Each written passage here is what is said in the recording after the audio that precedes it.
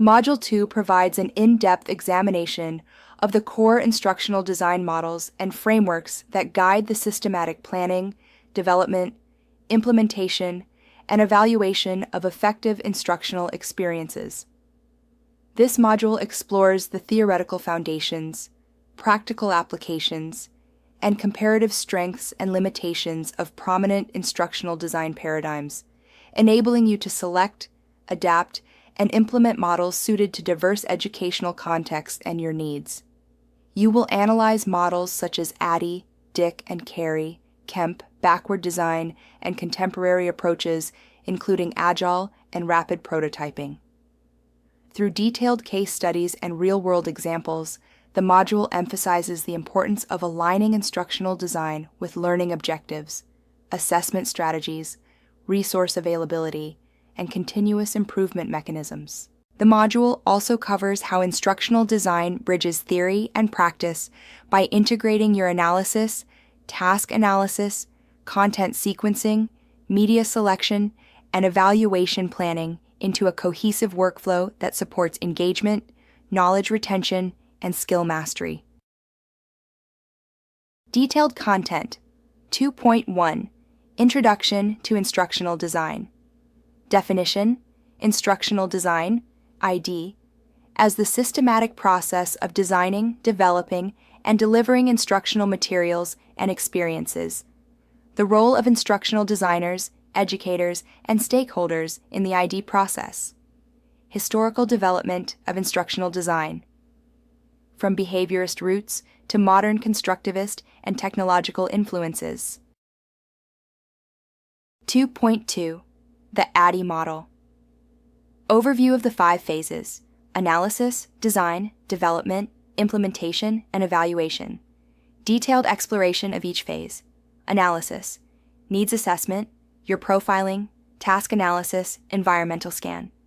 Design: learning objectives formulation, content structuring, media selection, assessment planning.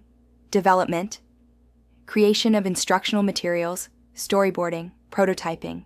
Implementation: delivery of instruction, pilot testing, learner engagement strategies.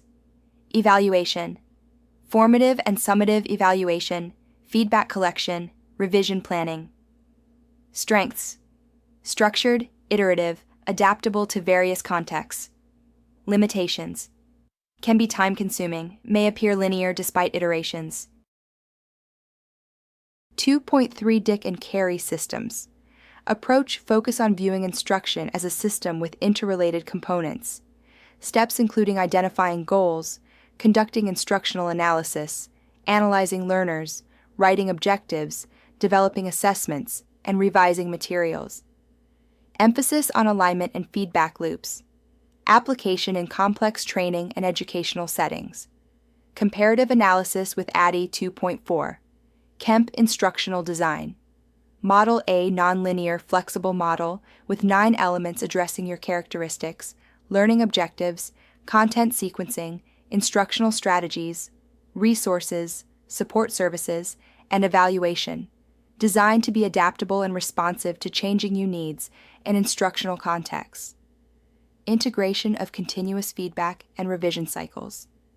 Useful for collaborative curriculum development teams. 2.5 Backward Design, Understanding by Design UBD, developed by Wiggins and McTee, emphasizes designing instruction by starting with the end goals, desired learning outcomes and assessments. 3 stages.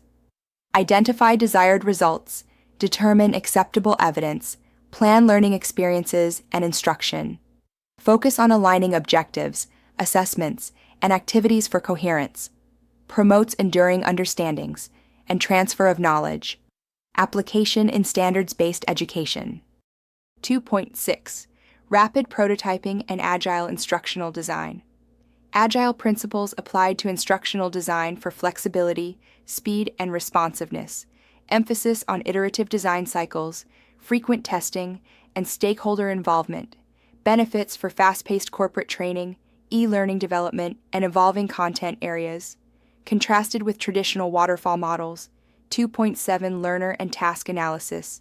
Importance of thorough your profiling, demographics, prior knowledge, learning styles, motivation, accessibility needs. Task analysis, breaking down skills and content into teachable components. How analysis informs objective setting, content selection, and instructional strategy. 2.8. Alignment of learning objectives, content, and assessment. Ensuring congruence between what is taught, how it is taught, and how it is assessed. Using Bloom's taxonomy and other frameworks to write measurable objectives.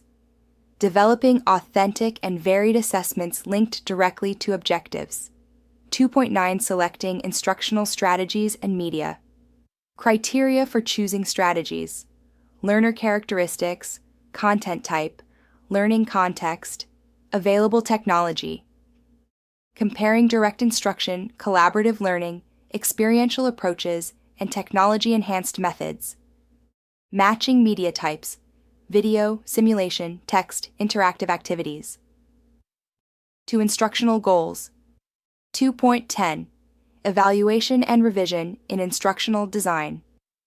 Formative evaluation methods to monitor and refine instruction during development. Summative evaluation to measure overall effectiveness post-implementation.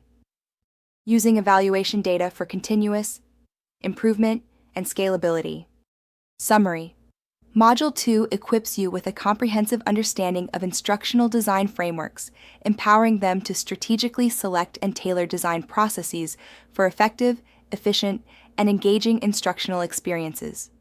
Mastery of these models is essential for educators and instructional designers striving for pedagogical excellence and your success.